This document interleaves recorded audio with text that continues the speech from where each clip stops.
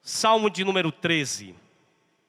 Eu pediria também, se você tem um celular ligado, por favor, que você desligue o seu celular ou coloque no silencioso, ou modo avião, algo nesse sentido, para não correr o risco de alguém ligar para você exatamente na hora da mensagem. Todos acharam? Salmo 13? Diz assim a palavra de Deus. Até quando, Senhor, esquecer-te-ás de mim para sempre?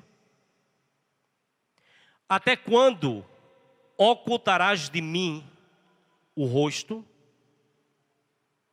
Até quando estarei eu relutando dentro de minha alma, com tristeza no coração, cada dia? Até quando se erguerá contra mim o meu inimigo? Atenta para mim, responde-me, Senhor Deus meu. Ilumina-me os olhos, para que eu não durma o sono da morte. Para que não diga o meu inimigo, prevaleci contra ele. E não se regozijem os meus adversários, vindo eu a vacilar. No tocante a mim, confio na tua graça. Algumas versões vão dizer no teu amor, e outras versões vão dizer na tua benignidade. Regozije-se o meu coração na tua salvação. Cantarei ao Senhor, porquanto me tem feito muito bem. Amém? Meus irmãos, se eu fosse perguntar aqui, quem tem o costume de ler um salmo por dia, eu acredito que boa parte das pessoas levantaria a mão, porque alguns leem quando acordam, outros leem antes de dormir. O fato é que nós gostamos de ler salmos. Algumas pessoas chegam até a colocar na estante da sua casa uma Bíblia aberta com o Salmo de número 91. Uma espécie de amuleto, uma espécie de... O simples fato de estar aberto no Salmo 91, algumas pessoas pensam que a sua casa está sendo protegida. Se você faz isso, eu diria para você, esqueça, isso não tem valor nenhum. A palavra precisa estar em nossa mente e em nosso coração, e não na estante da nossa casa. Mas, irmãos, o livro dos Salmos talvez seja o livro do Antigo Testamento mais frequentemente usado. Se você prestar atenção, quem já recebeu um Novo Testamento dos Gideões Internacionais, vai perceber que ele tem todo o Novo Testamento e junto vem Salmos e Provérbios. Por que somente Salmos e Provérbios do Antigo Testamento? Exatamente porque são os dois livros mais lidos do Antigo Testamento pela maioria das pessoas, Salmos e Provérbios. Mas nós usamos os Salmos, que são para os judeus, o inário deles, são os hinos que eles usavam e ainda usam em seus cultos de adoração a Deus. Mas nós usamos os Salmos hoje, tanto na adoração pública, coletiva, como nós estamos fazendo aqui agora, como também utilizamos os Salmos na nossa devoção particular. Mas se você prestar atenção, os Salmos, eles tocam, eles mexem, eles afetam praticamente todas as áreas da vida. De maneira que, quando nós lemos os Salmos, nós nos identificamos com os seus autores. Por quê? Porque nós experimentamos os mesmos sentimentos dos autores. Nós experimentamos as mesmas emoções que eles. Nós experimentamos as mesmas tristezas e as mesmas alegrias que os autores dos Salmos experimentam ou experimentaram. Nós experimentamos as mesmas lutas e os mesmos conflitos que eles experimentam. Por exemplo, os estudiosos da Bíblia, eles perceberam que os 150 salmos, eles têm algumas características. E eles dividiram os salmos em tipos, em gêneros. Então você vai ter os chamados salmos, que são chamados de hinos de louvor. Esse é o que nós mais gostamos. Nós temos os outros tipos de salmo, que são os salmos chamados de ações de graças. Algo do tipo, bendize, ó minha alma, ao Senhor, e tudo que há em mim, bendiga o seu santo nome. Bendize, ó minha alma, ao Senhor, e não se esqueças de nenhum só dos seus benefícios. Salmo de gratidão. Você vai ter os chamados salmos de realeza, ou salmos messiânicos, que apontam para Jesus como rei. Você vai ter os chamados salmos penitenciais, ou salmos de arrependimento, tipo o Salmo 32, tipo o Salmo 51, que foi a confissão de Davi. Você vai ter um tipo de salmos chamados salmos imprecatórios. Quando nós lemos os salmos imprecatórios, normalmente os mais crentes olham e dizem, misericórdia. Porque os salmos imprecatórios são aqueles salmos onde o salmista pede que Deus use de justiça e que Deus faça vingança com relação aos pecados e às ações dos homens ou das nações. Nós não gostamos, a gente salta os salmos imprecatórios. Mas também existe um outro tipo de salmo, que é chamado salmo de lamentações, ou lamentos. Por que eu deixei para mencionar por último? Porque os lamentos são o tipo de salmo mais comum. O Salmo 13, que nós lemos aqui, é um lamento, ou é um salmo de lamentação. Por exemplo, quantos salmos nós temos? 150, não é isso? Quantos salmos nós temos de lamentações? Mais de 60. Ou seja, mais de um terço dos salmos são salmos de lamentações. Alguns são lamentações individuais, outros são lamentações coletivas.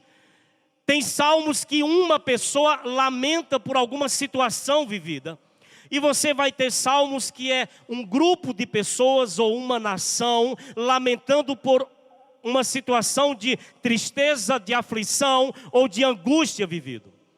De maneira que os salmos de lamentação, irmãos, sabe como é que eles são chamados por alguns? Canções de desorientação. Por que canções de desorientação? É a ideia de que o que o salmista está cantando ali, aquele hino que ele compôs para adoração a Deus, foi produto de um momento de desorientação na sua vida, na sua caminhada com Deus. Por isso que alguns chamam de salmos de desorientações. Com relação ao Salmo 13, nós não sabemos ao certo em que ocasião Davi escreveu este salmo. A situação original desse salmo não é clara.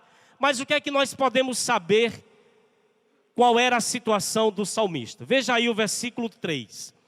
No versículo 3 ele faz um pedido e ele diz, atenta para mim, Senhor, ilumina os meus olhos, para que não durma o sono da morte. Ou seja, o que nós sabemos aqui é que quando Davi escreveu esse salmo, ele estava numa situação onde ele estava se sentindo muito próximo da morte. Alguns acham que foi num momento de doença, de uma enfermidade muito grave.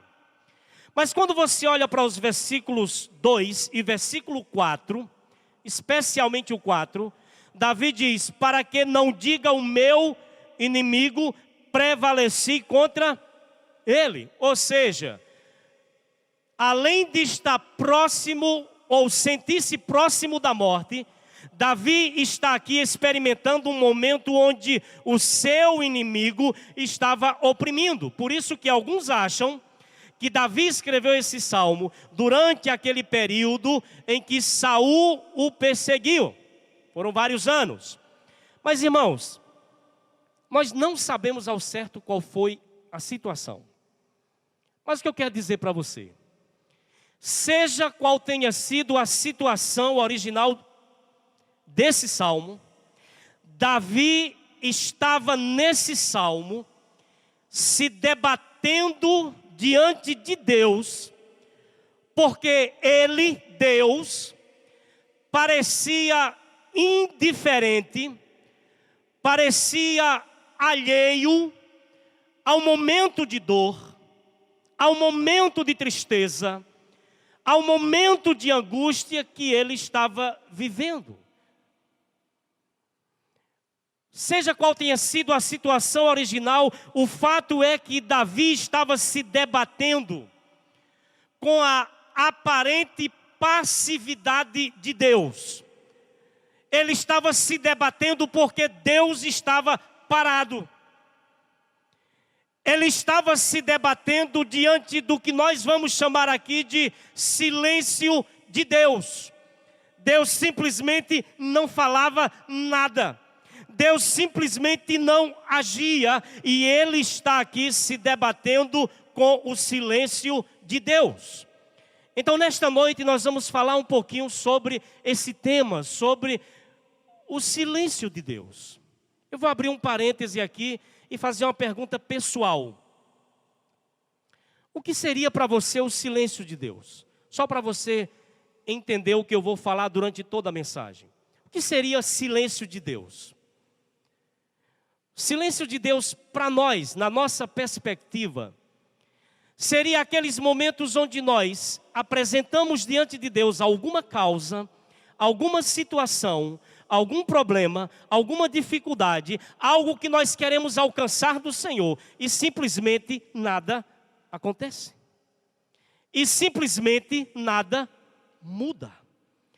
É isso que nós vamos chamar aqui, de acordo com este salmo, de o silêncio de Deus. Mas a pergunta é: quais verdades nós podemos encontrar aqui, nesse texto, nesse salmo, acerca do silêncio de Deus?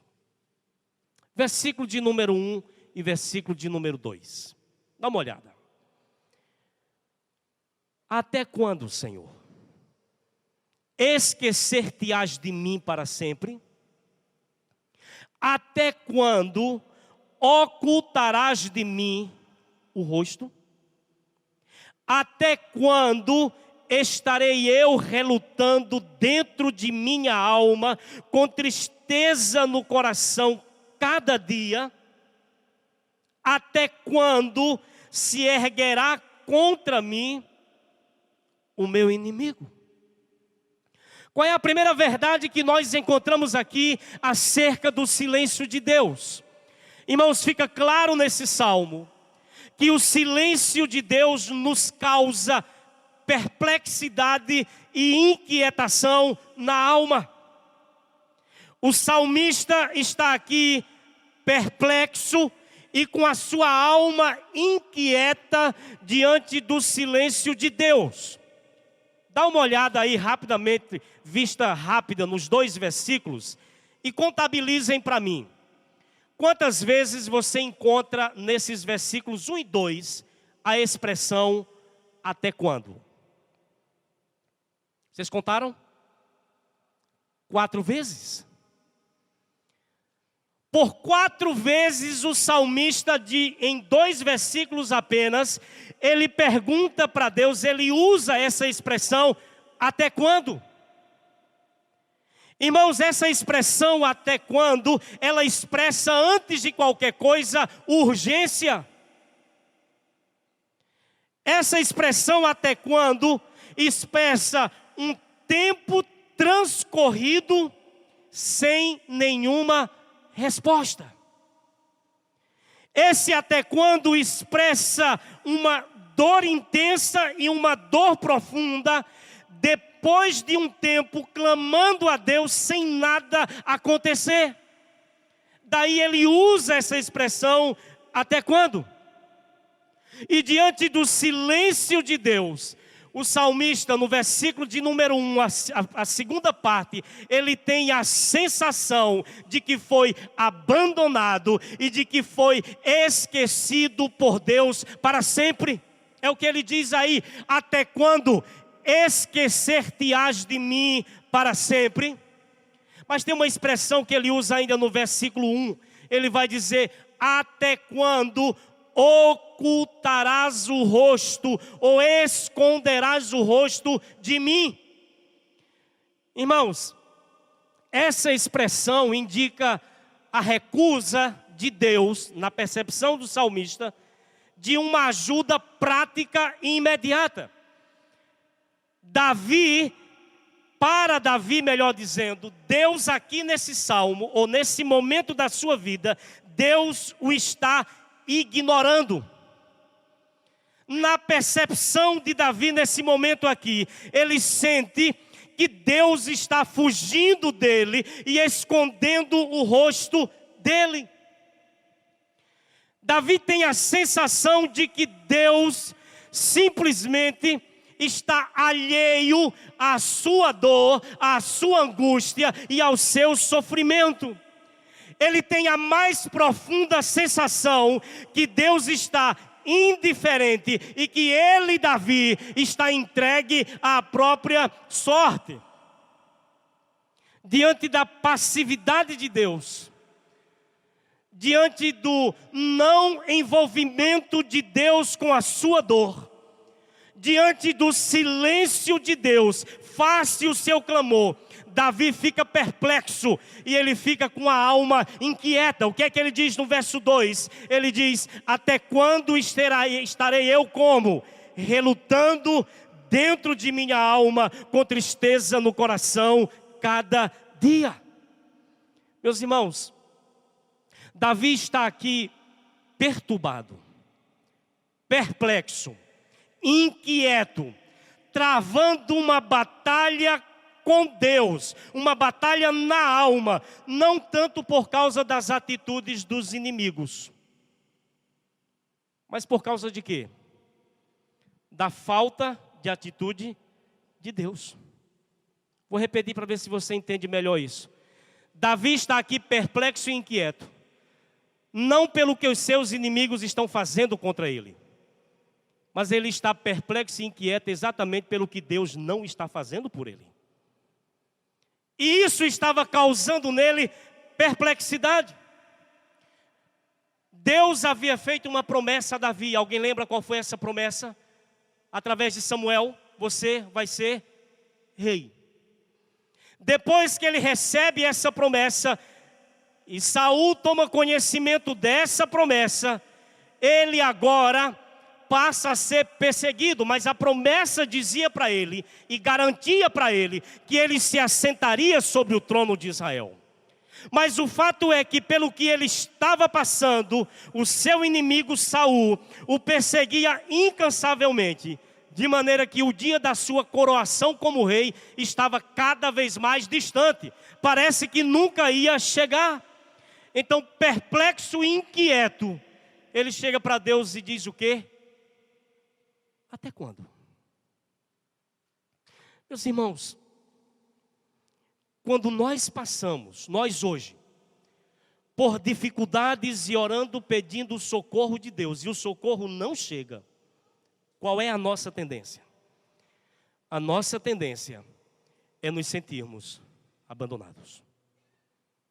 Mais ainda quando nós citamos o Salmo de que o Senhor é socorro bem presente no dia da angústia. Aí você está angustiado e você ora e você clama e faz campanha de jejum e campanha de oração e 7 sexta-feira e 7 não sei o que e simplesmente nada.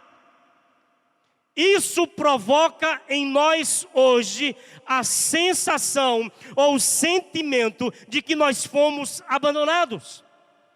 O que eu quero dizer com isso é que o silêncio de Deus nos causa a mim e a você, causa perplexidade, causa inquietação, provoca inquietação na alma. O silêncio de Deus, ele é inquietante e ele é perturbador. Irmãos, é tão sério essa questão do silêncio de Deus, que segundo a história, foram 400 anos entre Malaquias e Mateus. É conhecido na história como o período interbíblico, os 400 anos de silêncio. Já ouviram falar desse negócio? 400 anos depois, surge uma voz profética. Quem era? João Batista. Normalmente os profetas iam até onde as pessoas estavam para proclamar a palavra de Deus. Como era com João Batista? Ele ficava no deserto e as pessoas é que iam até ele. Irmãos, e era uma figura triste. Olha como o cara se vestia. Olha o que o cara comia. E olha a pregação do cara. Mas mesmo assim, multidões iam até ele no deserto. Por quê, irmãos? Porque foram 400 anos sem que a voz de Deus ecoasse em Israel. E quando a voz de Deus se silencia, isso provoca em nós inquietação, perturbação, perplexidade na alma. E nós ficamos desejando que Deus fale de algum jeito, de alguma maneira, nem que seja para nos dar uma paulada, contanto que Ele fale. Porque o silêncio dele é incômodo e o silêncio dele é angustiante. Olha Salmo de número 10. Salmo 10 e veja o versículo de número 1. O Salmo 10 é um salmo de lamento. E veja o que é que o salmista diz. Por que, Senhor? Por que te conservas como? Longe? E por que te escondes? Nas horas de quê? Então, quando você olha para esse salmista, ele questiona Deus. E qual é a sensação que o salmista tem no Salmo 10? A sensação é mais ou menos assim: quanto mais a gente precisa, ou nos momentos mais necessários, nos tempos de angústias, cadê o Senhor? Está longe.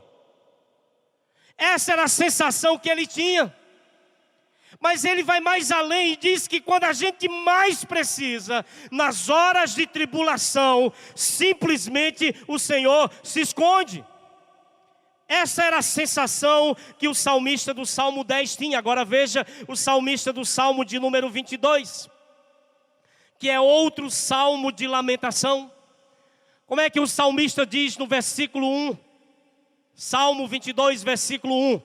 Ele diz: Deus meu, por que me desamparaste? Porque se acham longe da minha salvação as palavras do meu bramido. Veja, Deus meu, clamo de dia, resposta, não me respondes. Também de noite, porém não tenho o quê? Qual era a sensação do salmista? Deus me abandonou. Porque eu clamo de dia, resposta nenhuma. Parece que Ele não está nem aí com o meu gemido, com o meu grito e com a minha angústia. Deus não responde o meu clamor. Deus não me dá sossego. Deus não me traz alívio. Essa era a sensação que ele tinha. Mas, meus irmãos, a experiência do salmista tem sido a experiência de muitos de nós. Eu vou contar um segredo para vocês aqui, mas por favor, não falem para ninguém. Não falem nada para ninguém. Mas nós que somos da fé cristã, que somos crentes em Cristo, fomos infelizmente terrivelmente influenciados por uma falsa espiritualidade que diz para você que crente tem que estar sempre de cabeça erguida e sorridente. Ainda diz para você que crente não pode aceitar determinadas coisas. Aí eu digo, peraí, quando você olha para os salmos de lamentação, esses homens abrem a boca, extravasam o coração, e eles dizem para Deus o que eles estão sentindo. Meus irmãos, tem dias que a gente ora, e a gente tem a sensação que está falando sozinho. Você está dizendo, pastor, eu não. Porque eu sou o cara. Irmãos, tem dias, e eu digo não só porque eu conheço outras pessoas, mas eu digo porque eu conheço um cara chamado Paulo César. Mas tem dias que a gente clama, que a gente escancara o coração e tem a sensação de que não tem ninguém do outro lado ouvindo o que eu estou dizendo. Quando o dia mau chega, quando a má notícia bate à nossa porta, quando a tragédia nos atinge, nós somos levados a clamar, Deus meu, por que me desamparaste? E Ele entende quando eu clamo dessa forma. Quando o sofrimento se prolonga, quando a dor se intensifica, sem nenhuma perspectiva de alívio, quando a noite escura chega e o sol se recusa a brilhar novamente, quando isso acontece, sabe qual é o clamor do meu e do seu coração? É aquele que diz, até quando? Até quando? Até quando? E até quando o Senhor não vai fazer alguma coisa? Essa é a sensação do nosso coração. Por quê, irmãos? Porque o silêncio de Deus, ele nos causa perplexidade e ele nos causa inquietação na alma. Se a gente parasse aqui, ficaríamos incompleto. Versículos 3 e 4, nós temos uma segunda verdade. Voltando para o Salmo de número 13. Ele diz no verso 3, atenta para mim, responde-me, Senhor Deus meu, ilumina-me os olhos para que eu não durma o sono da morte, para que não diga o meu inimigo, prevaleci contra ele, e não se regozijem os meus adversários, vindo eu a vacilar. A segunda verdade que nós temos aqui, é que no silêncio de Deus, nós devemos manter a nossa esperança viva nele. Irmãos, se você prestar atenção nos versículos 1 e 2, diante do silêncio de Deus, o salmista ficou como? O salmista expressa perplexidade, inquietação, tristeza no coração, tumulto mental e perturbação na alma. É o que ele expressa nos versos 1 e 2.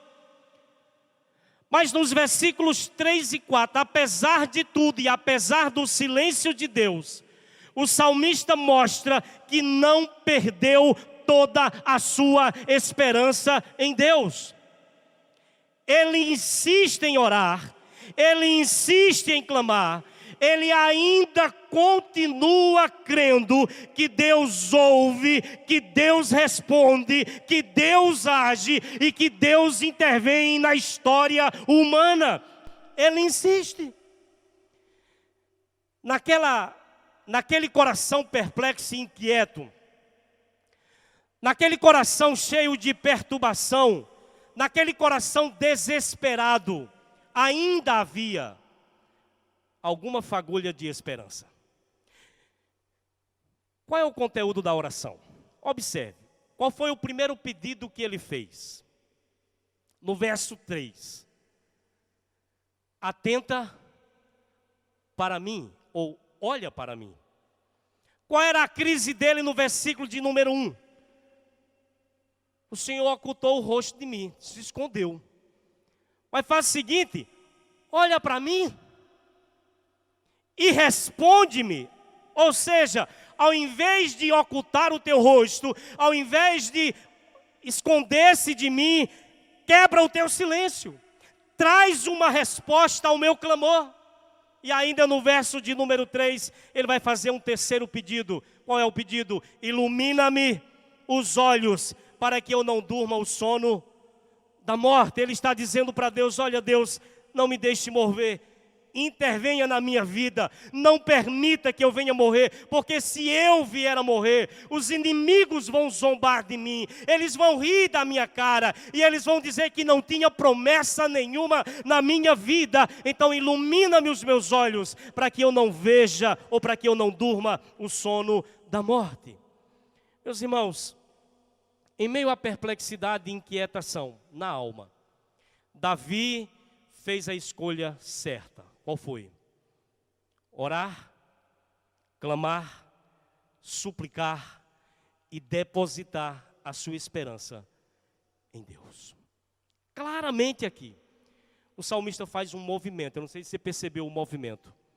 No verso 1 e 2, ele está em desespero. No verso 3 e 4, ele expressa esperança. Então ele faz um movimento do desespero à esperança. Dos versos 1 e 2 para o verso 3 e 4, o salmista faz um movimento e ele sai daquela situação de desespero e de inquietação da alma e ele passa a vislumbrar alguma esperança de que Deus ainda em algum momento iria responder a sua oração. Deixa eu dizer para você aqui, meu irmão, que talvez esteja vivendo um tempo de inquietação por causa do silêncio de Deus na sua vida. A palavra de Deus nos deixa claro, e eu queria dizer para você, faça um movimento. Nós precisamos fazer o movimento do desespero para a esperança. Por quê, pastor? Porque apesar de em alguns momentos parecer que o nosso Deus está longe, a Bíblia deixa claro que Ele está perto. E Ele disse, eu estou convosco todos os dias até a consumação do século. Até mesmo naquele dia que você acha que eu estou calado, até mesmo naquele dia que você acha que eu estou longe, eu prometi que eu estaria com vocês todos os dias. Nós precisamos fazer esse movimento do desespero para a esperança. Porque apesar de parecer indiferente, o Senhor jamais esquece dos seus. É promessa dele, não é promessa do pastor, não. Ele foi no mais profundo, quando ele pegou a relação de amor mais próxima que um ser humano tem, que é a relação de uma mãe com uma criança que amamenta. E alguém lembra o que foi que ele disse? Acaso pode uma mulher esquecer-se do filho que ainda mama, de sorte que não se compadeça do filho do seu ventre? Pode ou não? Pode. Porque algumas mães, mesmo sendo mães, fazem isso. Mas o que Deus está dizendo, pode, a resposta óbvia seria não. É impossível uma mãe fazer isso. Mas aí Deus fala, mas ainda que esta tivesse de se esquecer dele, eu, todavia, não me esquecerei de ti. Nós precisamos fazer esse movimento. O silêncio de Deus pode provocar um desespero. Mas eu não posso estacionar nas inquietações, no desespero e nas perplexidades. Eu preciso fazer um movimento. Porque apesar de em alguns momentos ele parecer calado, ele parecer mudo, parado, sem nada dizer, claramente nas Escrituras, ele é o Deus que ouve e ele é o Deus que responde. Portanto, meu irmão, insista. Pastor, mas eu já repeti tanto até quando que me cansei. Persista. Não desista de orar e de clamar. Pastor, e qual é o limite? Até quando eu vou fazer isso? Ore até o momento que Ele se levante do trono e intervenha na sua história de vida pessoal. Esse é o limite. A terceira verdade que eu gostaria de destacar nesse texto, versos 5 e 6, é que no silêncio de Deus, nós devemos confiar no seu amor leal. Me permitam fazer algo aqui com vocês. No verso 5, o que é que o salmista diz? No tocante a mim, ou eu, todavia, confio em quê? A minha Bíblia diz, na tua graça. Outras versões vão dizer, no teu amor. E outras versões ainda vão dizer, na tua benignidade. Veja.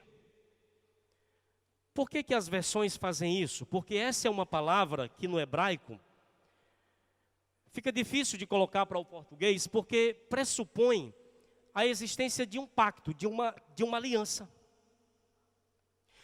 Essa palavra diz respeito à lealdade, à devoção, à fidelidade que você pode esperar de alguém ou de uma pessoa com quem você fez aliança.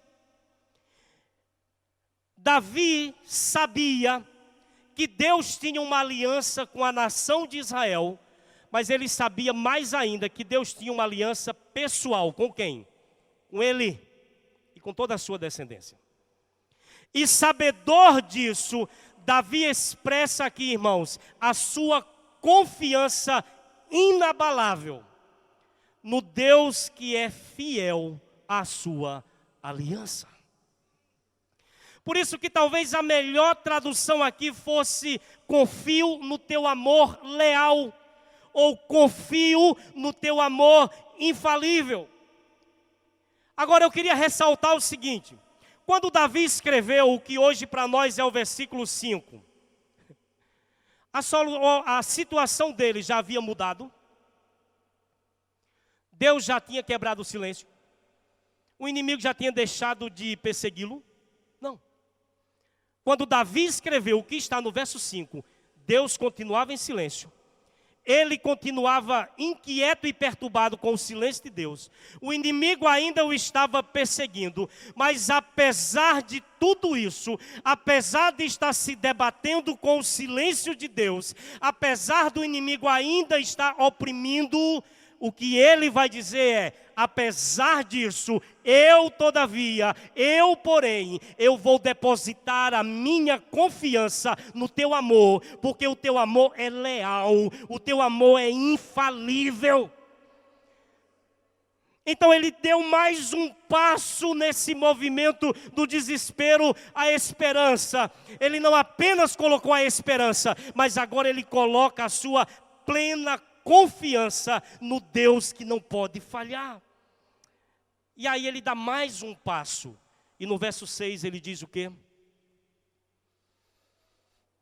Cantarei ao Senhor, porque Ele me tem feito muito bem.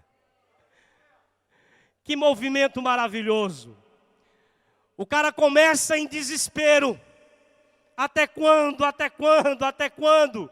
Mas ele conclui dizendo, apesar disso, apesar dele ainda permanecer em silêncio, apesar dele ainda não ter entrado na minha história, apesar de eu continuar ainda sendo perseguido por meu inimigo, apesar da promessa de ser rei ainda não tenha se cumprido na minha vida, eu vou confiar no seu amor leal e eu vou cantar para ele, porque apesar de tudo, ele me tem feito muito bem.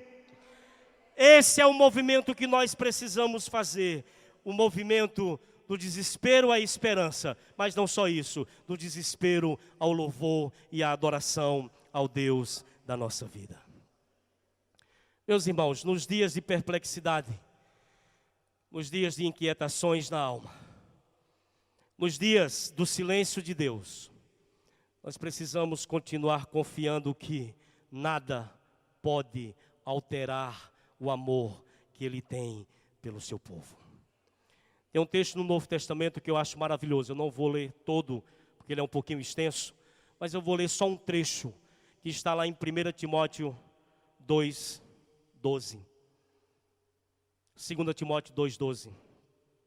O apóstolo Paulo disse: se o negarmos, Ele, por sua vez, nos negará. Quando eu li isso aqui, eu lembrei de Jesus. Jesus disse: aquele que me negar diante dos homens, eu o negarei diante de meu Pai que está nos céus. Então Paulo está repetindo isso, dizendo: olha, se o negarmos, Ele por sua vez nos negará. Mas ele segue: se somos infiéis, o que é que nós esperaríamos Paulo dizer? A gente esperaria pela sequência: Ele será também infiel a nós. Mas o que ele está dizendo é que se somos infiéis, Ele permanece fiel. Por que Ele permanece fiel? Porque Ele não pode negar-se a si mesmo. Isso aqui é o amor leal e infalível do Senhor. Preste atenção nisso.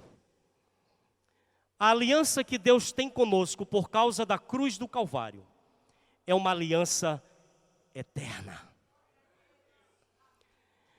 Essa aliança eterna, ela é unilateral. Não depende do homem. Só depende do Deus que fez a aliança.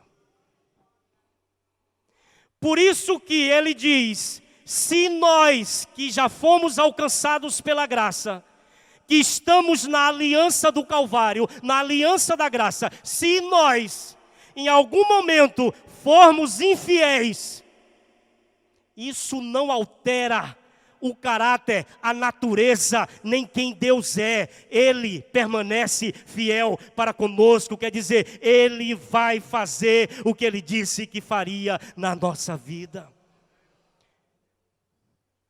Por isso, meu irmão, no silêncio de Deus, nós devemos manter a nossa confiança no seu amor infalível. Eu queria concluir essa reflexão trazendo para nós algumas aplicações muito práticas. E a gente fecha aqui. A primeira aplicação que eu queria deixar para nós é que o sofrimento, meus irmãos, a angústia, a dor, a tristeza, as noites escuras da alma, o inquietante silêncio de Deus, eu quero que você saiba que faz parte da vida cristã. E esse inquietante silêncio pode nos levar à queixa e ao lamento diante de Deus. Pastor, pode? Pode. Por isso não invente moda. Não diga para Deus que está tudo bem quando você quer dizer que a coisa está feia. Não fique dando uma de super crente, querendo dizer para Deus que você, se o mar não se abrir, você vai passar por cima das águas. Vem com essa história não. Porque tem dias que nós estamos quase morrendo afogados mesmo. A gente não está passando por cima de nada. Nós estamos precisando que Ele nos levante das águas profundas. Então não venha para cá dizer para Deus, porque Ele nos conhece, Ele conhece você, que você está ileso a essas situações. Não. O inquietante silêncio de Deus pode nos levar à queixa e ao lamento. Não confunda queixa e lamento com murmuração. Queixa e lamento é uma coisa, murmuração é outra história, que eu não vou dizer para vocês. Mas a segunda lição que eu quero trazer para nós é que nós devemos falar de forma honesta e aberta com Deus sobre nossas inquietações, perplexidades, dores e angústias. Porque Ele não nos discrimina. Irmãos, se algumas crises que eu, pastor, que nós pastores passamos, crises existenciais, crises internas, crises de fé, crises profundas, se nós fôssemos compartilhar com alguns de vocês aqui, vocês iam ficar extremamente frustrados conosco. Mas você sabe para quem que a gente compartilha as nossas crises, quando sabemos que as pessoas não vão suportar se eu contá-las? Para o Senhor, porque Ele não nos discrimina, Ele não nos diminui, Ele não nos considera inferior, Ele não nos considera menos espirituais, Ele nos entende, porque o lamento cristão é lícito, e a queixa cristã verdadeira, correta, a queixa cristã sincera é lícita. Mas a terceira lição é que o silêncio inquietante e desconfortante de Deus, preste atenção nisso, não deve nos desmotivar. O silêncio de Deus não deve nos paralisar. O silêncio de Deus não deve, irmãos, nos fazer sentir que não dá mais ou nos fazer desistir. O silêncio de Deus não deve nos levar a jogar tudo para cima e viver a própria vida. Não. Nós precisamos fazer o movimento do desespero à esperança.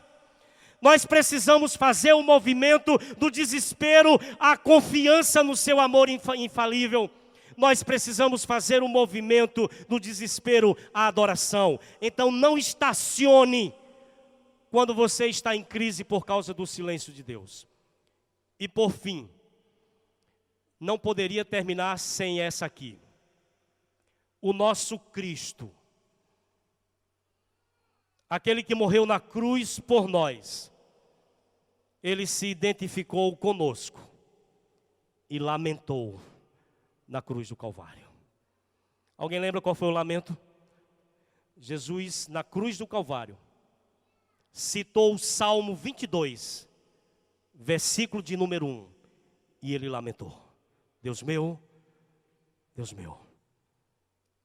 por que nos desamparaste?